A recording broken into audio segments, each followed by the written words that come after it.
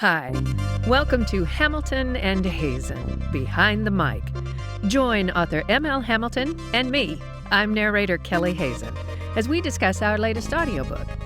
Born from our 7 years of collaboration and more than 60 audiobooks we've produced together, listen to the ins, the outs, the ups, and the downs, the inside track you love to follow, Behind the Mic. Welcome to Behind the Mic number 15, a milestone behind the mic. I'm here with Kelley Hazen, and we are celebrating two things today. We're celebrating our 40th audiobook sold, and 40,000th audiobook, much bigger. All this time, we've only sold 40? We better cash it in. 40,000th audiobook sold, and the release coming very soon, of the 8th Zion Sawyer MINT MOCHA chip.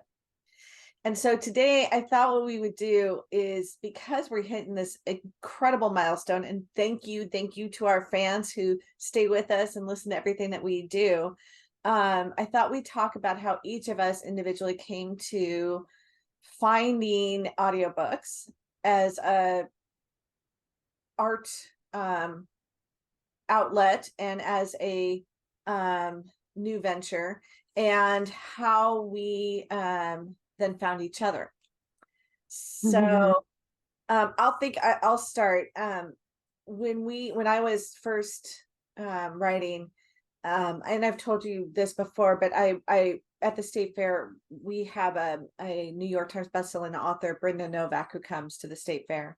And Brenda is very, very open and willing to share some ideas for how to be successful in this writing business, because it can be really daunting when you're trying to pave your way through on your own. And one of the things she told me was that I needed to get into the audiobook business. And I was skeptical. I wasn't a big audiobook listener myself before we started working together. And I was very reluctant to have my books read, because I wasn't sure how it was going to translate into an auditory kind of situation. And so it was really intimidating for me too. So I kind of stored it in the back of my mind, and I didn't go forward with it for a while. But every time I did anything, people would talk about what a huge market the audiobooks were becoming.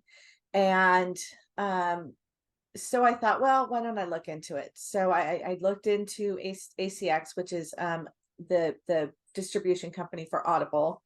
And they had they were trying to build up their library, and they had a thing where they would take certain authors that had some success, mid-level authors, and they would pay for the production of the audiobooks.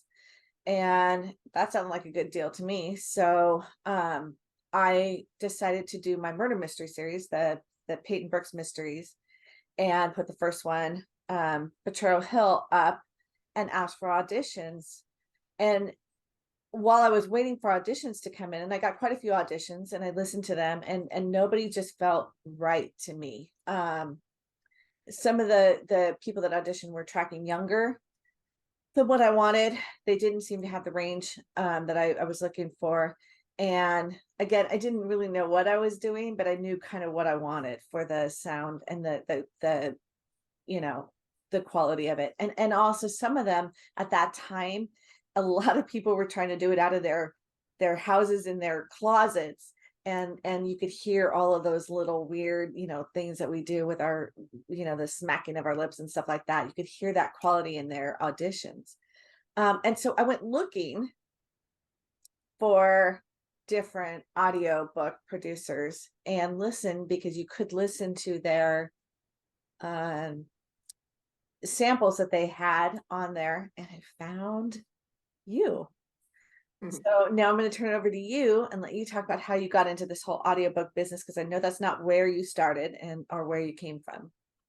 And I'm going to just tag something on the end of what you're talking about. If anybody that's listening that is curious about audiobooks and independent audiobooks and how authors find narrators and narrators find authors, you can actually go to acx.com and explore the site without having an account there and without being an author or a narrator. So if you're curious, you can actually go explore that site, acx.com, and you can see exactly what Michelle just told you about. And you can even find my profile there, Kelley Hazen, and see what she's talking about in terms of the samples and what's there. It's a very ingenious, ACX was the first. And over the 10 years that we've been doing this, there's a couple of other platforms that do what ACX does now. But ACX did it first, and owned by Amazon, as is Audible, right? And but still very clever and very efficient, even if there are some less than human interactions with all the algorithms and everything. But but that's an addendum. So how did I get into audiobooks, and how did I find Michelle? Just like I have never been an audiobook narrator that like narrated in my closet. We've always had a recording studio in the house. I was not an actor who was an accountant and then decided, oh, I think I'll try acting. I mean, I have been on the acting path since I went to, I got a Bachelor of Fine Arts specialization in theater in undergrad, and I got a Master of Fine Arts with the Oslo Conservatory for Professional Actor Training. And so I'm a conservatory trained actor, and I had the good fortune. I started out on the stage, and then I knew that I wanted to do, as always loved movies, and I knew that I wanted to do film and television. And at the time that I was in school, it's a little better now, but not way better. At the time that I was in school, there was a lot of focus on how to act, very little focus on how to get a job, and very little focus on how to act on camera. And so once I was launched into the real world, I started taking classes in that. But a lot of my experience on camera was just doing the auditions. And fortunately, I found an agent early on that, I had the right look for on camera. Not everybody, it needs to be kind of a realistic look. Some of those sort of larger than life people who are very successful on stage don't always make the transition to camera work, but I did. And I had a great career I started out in Chicago, and then I started out in New York, and then I went to Chicago, and then I went back to New York, and then I went back to Chicago. And then I came out to LA at what a lot of people thought was late in life, but I'd had a really successful journey in Chicago, and had actually gotten to do some major feature films. And I was actually doing, I don't even know if you can find it anymore, but this obscure television show. I did a day's worth of work on this obscure television show with Bill Murray and his brothers. And they decided, they wrote this show where they toured around the United States so they could play golf at all the major golf courses together. And then there was the show around it, and it was mildly mysterious. There was always some, thing they were solving, always funny. But anyway, they played a course up in Wisconsin, and in Chicago, doing work in Milwaukee, it was only like an hour and a half away. And so you would do work in both cities. It was really easy to do work in both cities. And I just got a call. They hired me right off my picture and my experience to come up there and do this. And I was the beer cart girl. And I had this great monologue and this great scene. And I actually was in the scene with Chuck Connors. If you remember who Chuck Connors is, he was the rifleman, which when we were all like this big, the Rifleman was a really popular show. But anyway, and Bill Murray, we got into a conversation on set between takes. We were waiting, and he just said, "So when did you get in from LA?" Oh, no, they found me in Chicago, and he was like, "Oh, you should be in LA." And I was like, and of course, it was one of those. I mean, I had always wanted to go to Los Angeles. Truth be told, when I played Barbies when I was a little girl, my Barbies always lived in Los Angeles. So it was like, and I had wanted to go, but I was in a long-term relationship, and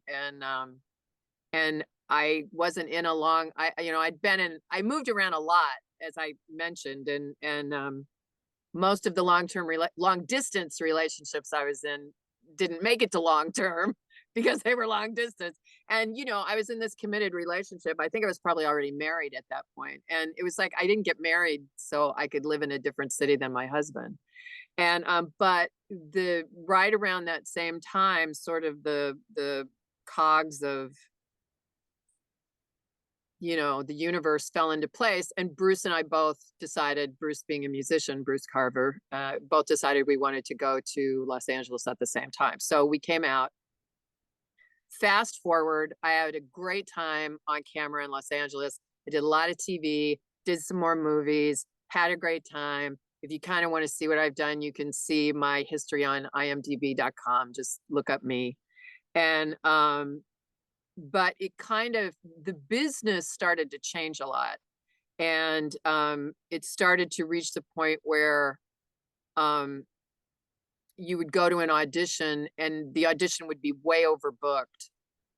And so you would wind up waiting for hours to get your audition, not with all of the casting directors, but it was turning into that with a lot of the casting directors. And then it started, you were getting a call day of to go to an audition. And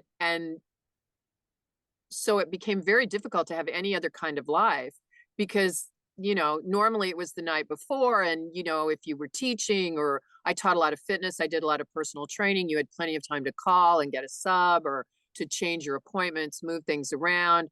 And, I was lecturing for the Griffith Observatory, but I could call another lecturer and they could take over my lectures. Day of, it's impossible. And it just really started to wear on me. And also I was reaching the point where I just started thinking about, wouldn't it be great to work from home? Wouldn't it be great to, just do some kind of thing where I could just hook up the dogs and take them to work with me and, put on my fuzzy slippers. So, and that was right at the same time that what Michelle described of, what you described, Michelle, of audiobooks came out of the major recording studios with directors and engineers and 5 different kinds of mics to get just the right warmth on the voice, and moved into the home studio or the home closet, as the case may be. And so you can kind of, and if you know anything about electronics, you can, and the digitization of America, you can kind of, it was about 9 or 10 years ago. Yeah. And I've always lived to read. I've always done lectures. I've always done public speaking. I did speech and debate in high school. So the idea of just speaking for an audience, reading for an audience, there's a lot of actors that don't want to read. They'll say lines, but they don't want to read, just keep reading and reading and reading. And I was like, oh man, I could do this in my sleep. And I found out about ACX. And so I went to the site and I started exploring it, and, the rest is history. And I think I've talked about how my business has evolved. This is a good place to just say, thank you, Michelle, because my relationship with you had completely changed the face of my business in terms of, acting is a very much job to job thing. You do a job, you make friends, you say hi, it's fun on set, or it's fun for 10 weeks, 12 weeks in a show or whatever. And then you move on, you pack your little bag and, you tie up your little hobo bag and put it on your stick and, go on to your next job, if you're lucky enough to get a next job, and meeting you and just the commitment that you make to your writing and the commitment that you made to me to brand all of your audiobooks with me completely changed my business. It completely changed my expectations of what I could hope for from my business. And I know I've said this before, if as time goes on, and if my business evolves to where I'm only narrating for you, that will be perfectly fine for me. I will be perfectly happy doing that. But the way I met you is you go on ACX and there's a place to look at where books are auditioning for narrators. And I would often make my choice based on the book covers.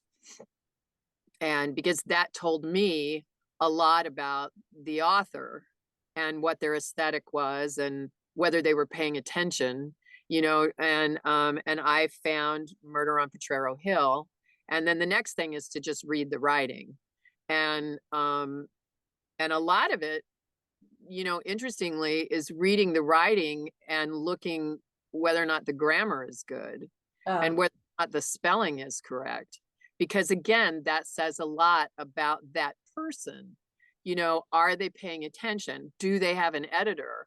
Or, what kind of product is going out there that I'm about to link my name and my art and my craft and my talent to? But then when I read it, I mean, the first sentence I read, the first paragraphs I read, there is an interesting ennui to your work. There's an underlying, at least in Peyton, I can't necessarily say that that's in every single genre that you write and every single character that you've created.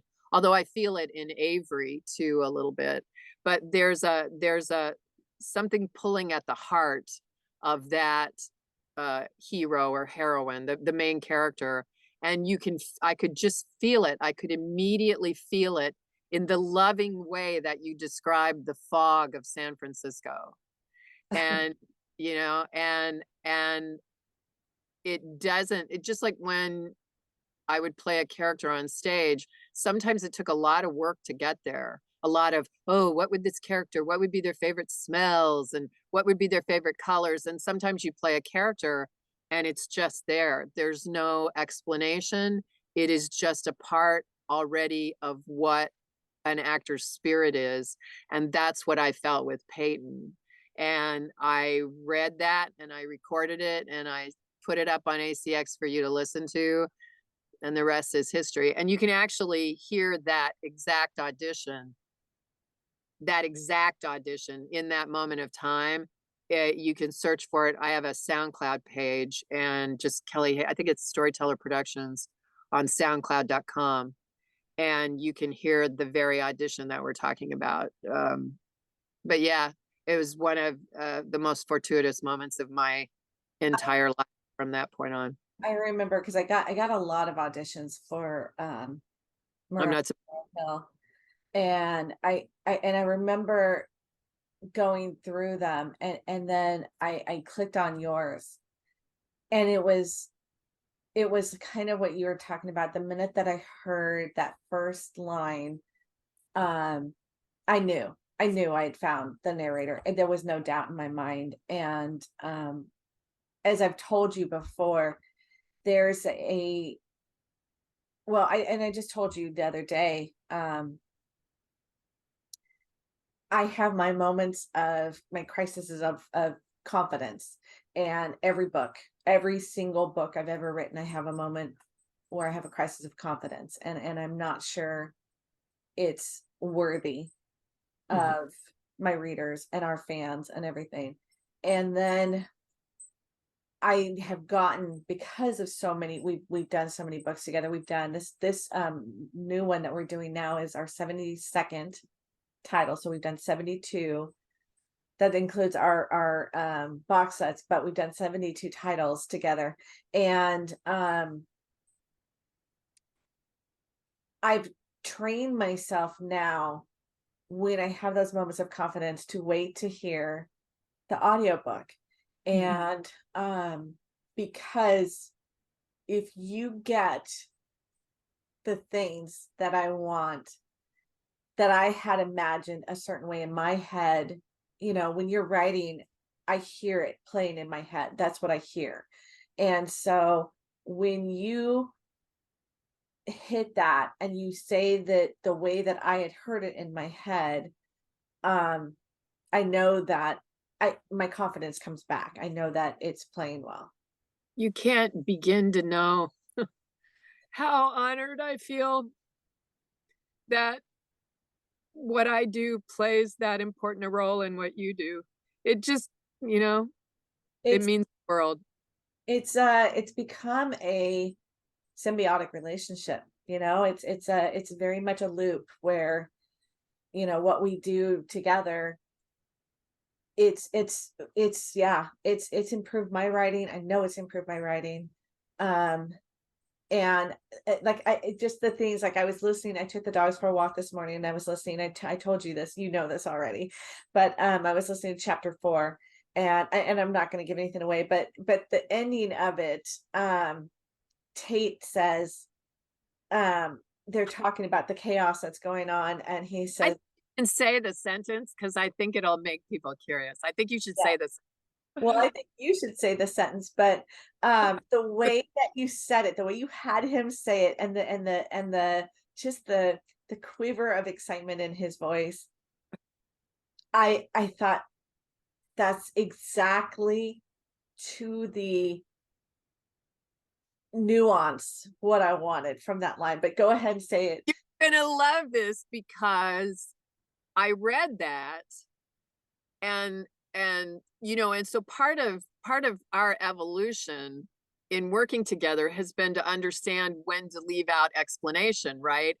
And the he said, she said, he laughed, she, because what can we eliminate because it will be communicated in the communication, in the oral and oral communication. And you gave me nothing on that line, right? And it's the last sentence of a chapter. And it's right after a fairly heightened scene. There's fear and excitement and And Zion's angry. She's upset with her mother, and they yeah, have a tense exchange yeah, with each other. yeah. And so the last sentence is, but there will be elephants. Yeah. It's the last sentence. That's all I'm going to tell you. Except, so I got to that sentence and I was looking at it and I was thinking, okay, so that could be, but there will be elephants. Or, but there will be elephants, and then I thought, well, wait a minute. She didn't put a comma after the but. So, that's a clue, right? Punctuation is a clue. Shakespeare would have us understand, right? And so I re-recorded that. I cannot tell you how long I spent on that. And I almost texted you to say, what do you mean here? And then I went, what do you intend? And then I went, no. I'm just going to look at what I have here. And if I miss it, she'll tell me, right? If I like totally miss it. And so for you to text, you hit the nail on the head. And I was like, yes. So that's so funny. That it was so funny. I just laughed out loud to myself and shook my head when you mentioned, because if you had said nothing, I would have known. But for you to actually single that sentence out of this whole 90,000 word book, right? It was really, That's how, I mean, right down to the minutia, right? That's how, for me, it can be one sentence that to me changes the whole, like that one sentence changes that whole scene into something different than where it was going, yeah, and speaks volumes about their relationship. Yes. That he could be where he was about the snake and then see where she is. Yeah. And there, Yeah. yeah, no. And one of the things, it's interesting that we're talking about Mint Mocha Chip because I'm so excited to get it out there. One of the things that I love about this book, and we're in production on Mint Mocha Chip right now as we're doing this behind the mic, and we're about halfway through, somewhere around there, not quite halfway through. And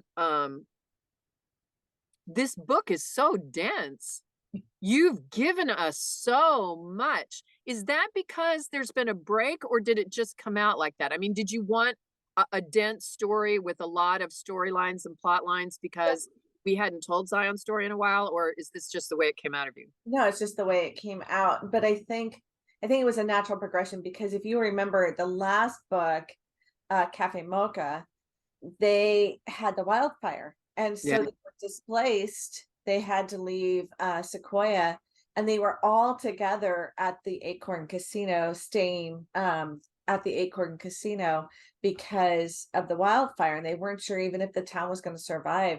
And so for so much of that book, they were all together in this kind of pressure cooker situation.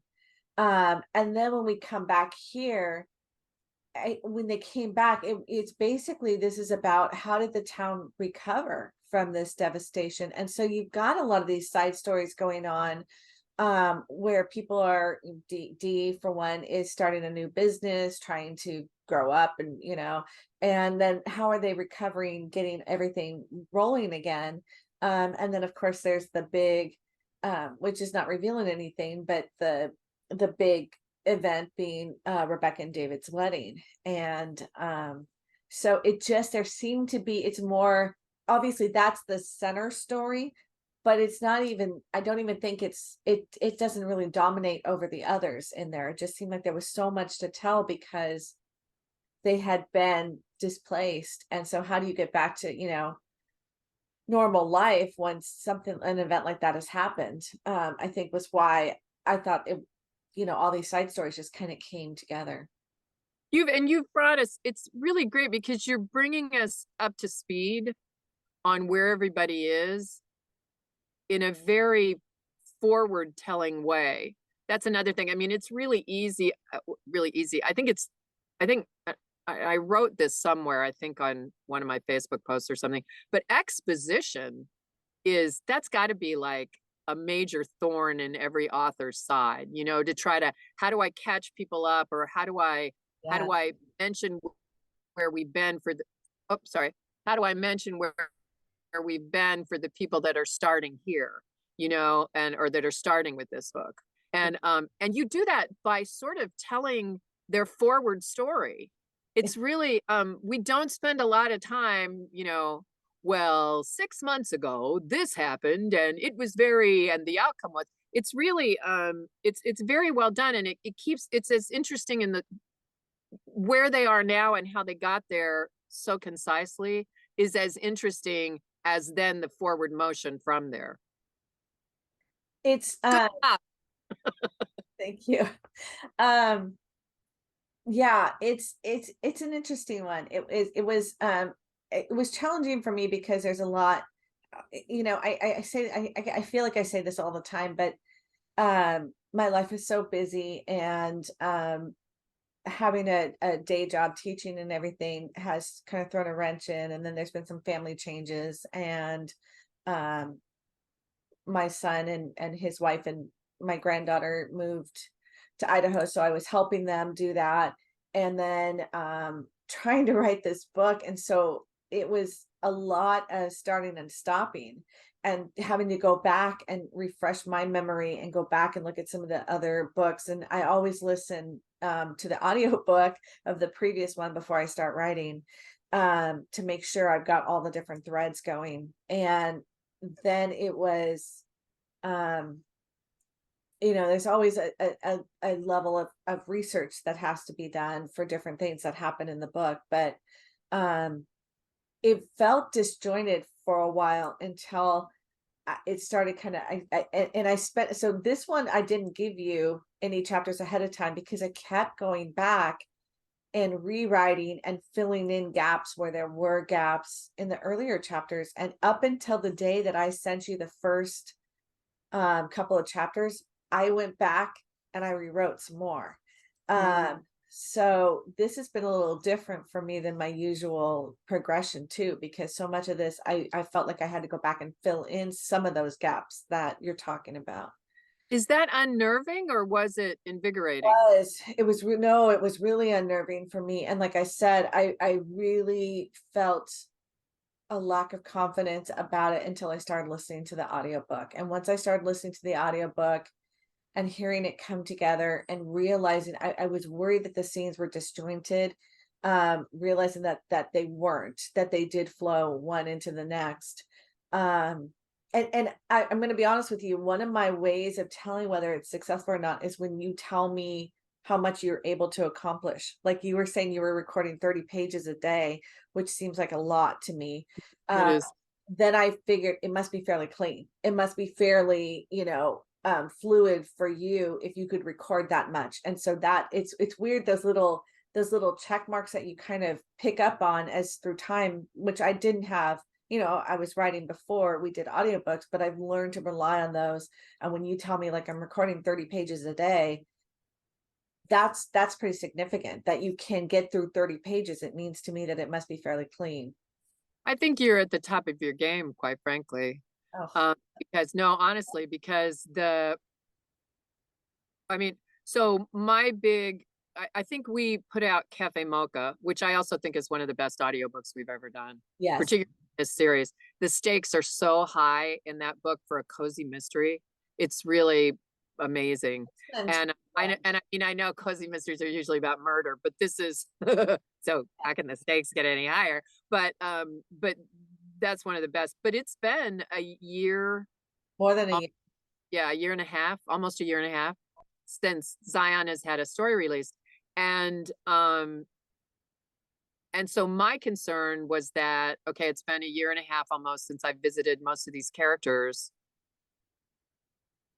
That can be, just for sake of memory, and I'm not getting any younger, so remembering what they sound like, remembering their whole, it's not just a sound, it's a person. And so, but it just fell right in. Well, what's And interesting about Zion is you've got, to me, how in in a comedy, you have your straight man that's kind of plays it straight, right? And then you have all the characters that kind of riff off of that straight man. And in Zion, it's very much that way. So you've got Zion and Tate, who kind of are the two straight men they're that the hub. They're the that hub. they're the hub, yeah. That the other characters, and there's some really crazy characters in Zion, but they're the And ones that that need crazier. they're the ones that everybody kind of plays off of, right? And so they stay in the center. And I was thinking about the and you do it so deftly that it just becomes natural. But there's this scene where Logan, again, not to give anything away, but Logan has decided to make a change, and he is talking to Tate, and then Zion's parents get involved in the conversation, and they each are so different in their reaction to Tate, yet they come to the same conclusion. But the way that played out to me was, there was quite a few characters there, all with lines, but it flowed perfectly. And it was, you could follow that. And that's that's exactly some of the storylines that I was talking about, is that you've woven them in there so flawlessly, so that they're all moving on the same path forward, yet we get this, it filters in the new that's going on with them, that's happening to them, instead of having like, oh, squirrel, oh, blue jay, oh, rabbit, these other things that are happening off the center plot. And that's, I think that's a sign of real agility and deftness. And that's what makes a page turner, Yeah. for an audience member, for a reader or a listener, I think. Yeah, I'm really loving it. I'm really loving where we are with this. I feel like, I don't know if you're just excited about retiring, and so you're really, so you can just write all the time, retiring from your teaching job, which you mentioned in your newsletter.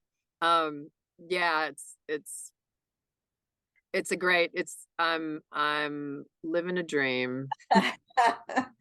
I think it's fun with some of the series that have gone on for a while, because the characters do feel like old sweats, when you put them back on again.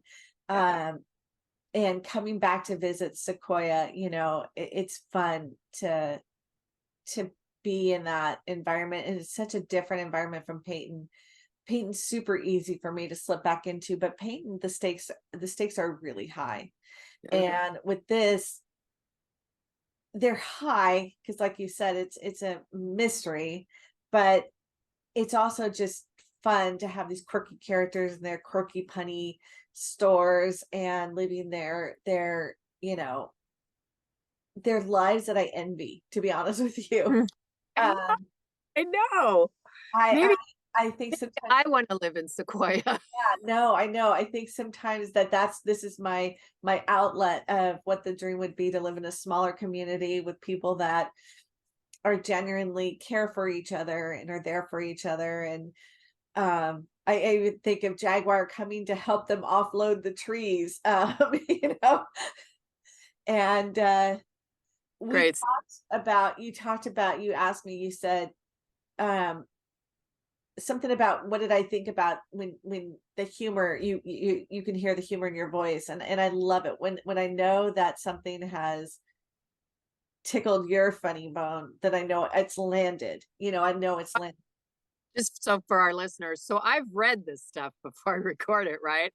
And then I'm recording, and it's still so funny that I laugh again. I mean, I actually laugh as I'm recording it, and there's this moment where it's like, oh no, should I punch in on that again and take the laugh out? And some of it's like, no, I'm not going to. And then I checked in with Michelle. I checked in with you to see what you thought about that. And your response was, Yeah. same, that it's like we're all in this together. Yeah. you Yeah. know? Yeah. No, it's yeah, it's what I want to be doing. You're right. This is where which, it's not to knock teaching or anything, but after doing 30 years of anything, I think you get to do something different. So I'm really looking forward to just expanding it. Now, you brought up before we came on about how many more Zions there are. There are 2 more. Yeah, after this one. So there's Mint Mocha Chip, and then there's, yeah, and there'll be 2 more after that. And then we'll be leaving Sequoia. Any chance Zion may go on? I doubt it. I don't really see. Yeah. Okay, we'll do something new. Yeah. So, So go you ahead. go. No, you go. You Uh, go. I was just going to preview going forward. So we're working on Mint Mocha Chip, and that we're hoping to have everything wrapped up and out in early May. Hmm. And then and release the audiobook with the paperback and Kindle. This is the first time we've ever tried. We've actually really paced ourselves yeah, to put the whole thing out at once so that all the fans yeah, can get their chosen format at the same time, or a combination of formats, which we've discovered a lot of people like to read and listen, or read then listen, or listen then read, or do it at the same time. yeah. And then our next big announcement is the next book will be the dating apps assaults, which is the newest Peyton Brooks hate crimes division novel. Oh, so exciting! Yeah, so we'll be back with Peyton and family and see what they're all up to. But And probably in there at least 2 more of the world of Samar this year, I would say. Wouldn't you? yeah, definitely, that would be awesome if we could get 2 more out. Well, and then a busy lineup. At the end of the year, do you still plan to do? Yeah, so we'll still have another the early Peyton mysteries, and then we'll have a new Christmas mystery with we'll come back and visit Everly and I said Avery before, and I meant Everly. In terms of the character having that ennui that Peyton does. Yeah.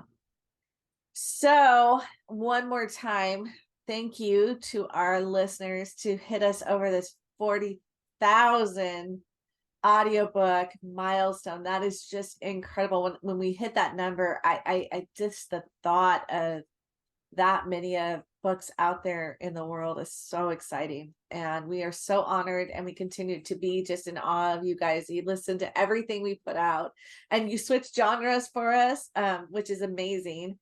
And thank you. And please keep sending us your Kelly and I, if you don't know this, when you send one of us an email or a message on Facebook or anything, we make sure the other person gets it. So whatever you guys send us, and when you tell us about what you want or how much you enjoy something, we make sure that the other party gets to see that too. So we appreciate those. Yep. It means the world. Yeah. It's not easy. It's not easy. Bruce asked me this morning, my husband and the composer of all of the music that you hear in our books, and our engineer and producer. He said, "So how do you think you got to 40,000?" Which was like, well, you know how we got to 40,000. What a stupid question. But then I stopped myself because I've been married a long time. And that's how I've been married a long time. No, I just thought, how did we make 40,000? And it's because, Michelle and I actively believe in each other and in our work and in promoting our work. And it's not easy being independent artists in a world that's, controlled by big money and big producers and big publishing houses. And I mean, this is very much a grassroots mom and pop, mom and mom, grandma and grandma, a grandma cottage industry. And we couldn't do it without you people that choose independent artists and listen and read and write to us and tell us to keep going and tell us how much you love what we do. And it means everything. It really does. Yeah, it's the gas, man. It's the gas. Yeah. And the fact that you come back, that our listeners come back time and time again and listen. We have listeners that have been with us for 10 years, and we know it because we see the reviews, we see these same names come up, and we can't thank you enough for that. It's just amazing. Thank you. And thank you, Michelle Hamilton. Right back at you, babe. Thank you. So this has been Behind the Mic number 15, and we're looking forward to Behind the Mic number 16 for the Dating Apps Assaults, the next Peyton Brooks Hate Crimes Division. All right, Kelly, I'm going to let you head off, and then we'll see you guys soon. Take care. Thank you for joining us for Hamilton and Hazen Behind the Mic. Visit authormlhamilton.net and kellyhazennarrates.com to join our newsletters for more insider news and views. Today's episode is sponsored by Phoenix Publication Services. PPS, Digital Shepherds. Let us ignite your writing goals.